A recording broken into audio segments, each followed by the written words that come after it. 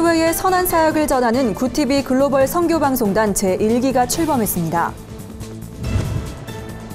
기독교인들이 동성애 찬반 논쟁에 앞서 특정 대상 혐오에 대해 진지하게 고민해야 한다는 주장이 제기됐습니다. 교회 내 다양한 사회적 기업의 발전 가능성을 모색하는 자리가 열렸습니다. 제13회 서울국제사랑영화제가 오는 5월 10일 개막합니다. 안녕하십니까. 구티비 뉴스입니다. 구티비가 한국교회 재부흥을 위해 추진해온 글로벌 선교방송단 제1기가 출범했습니다.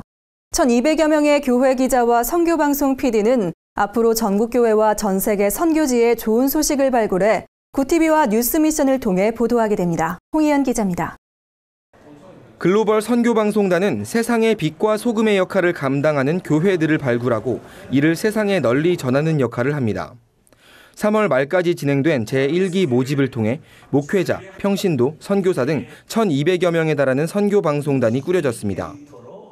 이제 많은 분들이 우리 한국교회와 하나님의 선한 사역을 묵묵히 감당하고 있는 아름다운 이야기를 세상에 전하게 될 것입니다. 출범 감사예배 설교를 전한 정성진 목사는 방송단 사역을 통해 세상이 아름다운 복음의 나라로 바뀌길 바란다고 전했습니다.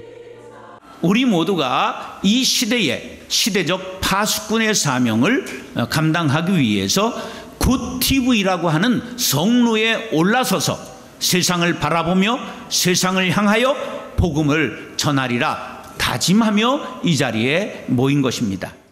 선교방송단 교회 기자로 위촉된 염광섭 집사는 한국교회가 어려운 시기에 복음 사역을 하게 돼 기쁘다며 교회 기자로서의 사명을 잘 감당하겠다고 말했습니다. 우리나라 기독교계가 좀 많이 힘든데 주어하는 영혼들을 위해서 더 열심히 일할 거고요. 또 세계 만방에 복음이 전해질 수 있도록 최선을 다해서 열심히 하겠습니다. 구티비 글로벌 선교방송단 요원들은 이날 윤리 규정 서약을 통해 방송 운영 규정을 준수하고 공정한 취재와 보도에 힘쓸 것을 다짐했습니다. 구티비 뉴스 홍우연입니다. 동성애 문제는 한국교회 안팎으로 여전히 뜨거운 이슈인데요. 기독교인들이 동성애 찬반 논쟁에만 열을 올릴 것이 아니라 특정 대상에 대한 혐오를 어떻게 받아들일 것인지 고민해야 한다는 목소리가 나왔습니다. 청어람 ARMC는 22일 미디어 카페 후에서 동성애 사랑과 혐오 사이를 묻다를 주제로 원래 강좌를 개최했습니다. 이날 비욘디 무지개 재단 한채윤 이사는 기독교인들이 동성애 찬반을 놓고 논쟁하기 이전에 신앙인으로서 특정 대상을 혐오할 수 있는지부터 고민해야 한다고 강조했습니다. 그는 동성애에 대해 잘 모르기 때문에 자신에게 혐오가 생길 수도 있다는 사실을 인정하지 않는다며 기독교인들이 어떻게 동성애를 다룰 것인가에만 관심을 가지면 호모포비아에서 한 발짝도 벗어나지 못할 것이라고 말했습니다. 끝으로 한 이사는 기독교인들부터 혐오와 차별을 만드는 구조적인 문제에 관심을 가져달라고 당부했습니다. 오늘의 사회 이슈를 정원희 기자가 종합해드립니다. 오늘의 이슈 포커스 정원입니다. 북한이 23일 잠수함 발사 탄도미사일로 추정되는 발사체 한 발을 동해상으로 발사했습니다. 정부는 즉각 논평을 내고 북한의 이번 시험 발사는 유엔 안보리 결의의 명백한 위반이라고 규탄했습니다. 정부는 주요국들과의 긴밀한 협력을 통해 대북 제재 및 압박 노력을 더욱 강화할 예정입니다. 한편 일각에서는 북한이 다음 달 초로 예정된 당대회 이전에 핵실험을 할 가능성이 제기되고 있습니다. 주말 내내 전국 대부분 지역이 중국으로부터 유입된 황사의 영향으로 최악의 공기질을 보였습니다. 최근 들어 미세먼지 단계 수준이 매우 나쁨을 나타내는 날이 많아진 가운데 정부는 미세먼지 주의보 시 외부 행사 최소화와 학생들의 실외 수업 자제 등을 권고하고 있습니다. 의료진들은 미세먼지가 각종 호흡기 질환뿐 아니라 심혈관 및 신경계 관련 질환도 유발할 수 있다고 경고했습니다. 이제 음주운전 적발 시 경우에 따라 차량 동승자와 술을 판 주점 주인도 처벌받을 수 있습니다. 대검찰청과 경찰청은 25일부터 음주운전 사범에 대한 단속과 처벌을 강화하는 방안을 시행키로 했습니다. 검경은 그동안 음주운전에 대한 벌금형 위주의 미온적 대응이 상황을 악화시킨 측면이 있다며 음주운전은 무고한 타인의 생명을 앗아갈 수 있는 중대한 범죄인 만큼 엄중히 다스리겠다고 전했습니다. 최저임금 미만을 받고 일하는 이른바 열정페이 청년들이 매년 급증하고 있습니다. 현대경제연구원이 24일 발표한 청년 열정페이의 특징과 시사점 보고서에 따르면 열정페이 청년은 2011년 44만 9천 명에서 지난해 63만 5천 명으로 무려 20만 명 가까이 는 것으로 나타났습니다. 이는 전체 청년 근로자의 약 17%에 달합니다. 전문가들은 열정페이 근절을 위한 정책적 노력을 촉구했습니다. 주택연금 가입의 문턱을 낮춘 내 집 연금 3종 세트가 25일부터 판매를 시작했습니다. 이번에 출시된 상품은 빚을 가진 주택 보유자와 저가 주택 보유자에게 혜택을 좀 더 늘린 것이 특징이며 주택대출이 남아있는 고령층에게도 가입을 원활하게 했습니다. 주택금융공사는 가입을 서두르기보단 충분한 상담을 당부했으며 이를 통해 전화와 홈페이지, 은행과의 연계를 통해 예약 상담 서비스를 운영한다고 밝혔습니다. 구티비 뉴스 정원입니다.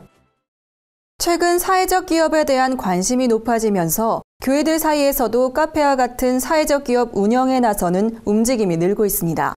이처럼 관련 사역을 계획 중인 교회들에게 실제적인 도움을 주는 자리가 마련됐습니다. 정원희 기자입니다. 기독교 사회적 기업 지원센터가 주최한 커피와 문화 선교 페스티벌은 사회적 기업을 설립하고 운영한 경험이 있는 전문가들이 직접 도우미로 나서 이를 모색하는 교회들을 위해 구체적인 컨설팅이나 지원 방법 등을 안내했습니다. 행사장 한쪽에는 교회 카페 인테리어, 커피 장비 및 식재료, 교회 카페 운영 등 부스가 설치돼 교회 카페와 관련된 실제적 정보를 제공했습니다. 지역 주민들이 쉽게 다가올 수 있는 그런 커피숍 같은 것, 문화 공간을 교회 안에 만들고 있는데요. 그 운영을 사회적 기업 형식을 빌어서 운영하는 것이 굉장히 좋기 때문에 이런 것들을 만들어서 정말 활성화시키고 지속 가능한 그런 방향을 모색하고 있습니다. 이날 행사가 열린 효성중앙교회도 2010년부터 교회 카페를 사회적 기업으로 운영해오며 지역사회 내에 성공적으로 뿌리를 내렸습니다.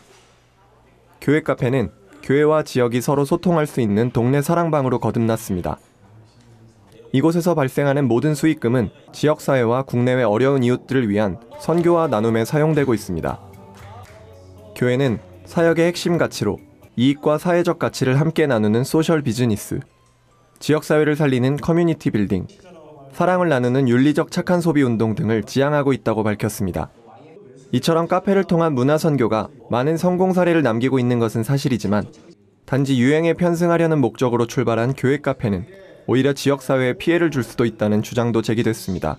교회가 왜 그 지역에서 카페가 있어야 할 것인가를 먼저 생각을 좀 하셨으면 좋겠다. 왜냐하면 요즘 교회 카페가 많아지다 보니까 오히려 교회에 카페가 생기는 것을 안주하는 지역들이 생기더라고요. 그래서 그 지역에 있는 교회가 꼭 해야 될 일들을 찾다 보면 이틀간 열린 이번 행사에서는 에스프레소와 라떼아트, 창작 메뉴 분야로 나눠진 바리스타 경연이 펼쳐져 참석자들의 흥미를 유발했고 커피 기부문화 페스티벌, 응답하라 추억의 1일 카페 등의 프로그램도 꾸며졌습니다. 구티비 뉴스 정원입니다. 제13회 서울국제사랑영화제가 오는 5월 10일부터 15일까지 서울 신촌 필름포럼에서 개최됩니다. 위로를 주제로 열리는 이번 영화제는 사회적 약자들의 문제를 다룬 다양한 영화들이 상영될 예정입니다. 개막작으론 베이비박스로 버려진 아이들을 돌보는 이종락 목사의 이야기를 담은 영화 드롭박스가 선정됐습니다. 배혜와 집회위원장은 세상의 모든 사람이 약자란 생각으로 서로를 위로하며 작은 자와 함께하는 영화제를 만들겠다고 밝혔습니다. 영화제 홍보대사엔 드라마 응답하라 1988 덕선엄마 역으로 사랑받은 배우 이힐화 씨가 위촉됐습니다. 이힐화 씨는 모든 관객이 좋은 작품으로 위로받고 힘을 얻어 꿈을 향해 한 발 내딛는 시간이 되길 바란다고 전했습니다. 영화제 개막식은 오는 10일 오후 7시 이화여대 삼성홀에서, 폐막식은 15일 오후 7시 필름포럼에서 열립니다. 오늘의 간추린 뉴스를 김민정 기자가 전해드립니다. 간추린 뉴스입니다. 강남교회 전병근 목사가 37년간의 사역을 마치고 24일 담임 목사로서 마지막 설교를 전했습니다. 전 목사는 강남교회 원로 목사로 추대됐으며 한국교회 갱신을 위해 힘쓴 공로로 한목협, 교회협, 기장교단 등으로부터 감사패를 받았습니다. 그는 은퇴 예배에서 하나님을 믿고 사는 것 외에 다른 길은 아무것도 없다며 하나님께 모든 영광을 돌린다고 말했습니다. 북한 동포들의 인권을 위한 국민대회가 25일 저녁 서울역 광장에서 열렸습니다. 북한 자유주간 13주년 기념행사로 마련된 이번 대회에서 참석자들은 북한 동포들의 생명과 자유를 위해 뜨겁게 기도했습니다. 북한 자유주간 행사는 이달 24일부터 30일까지 진행됩니다.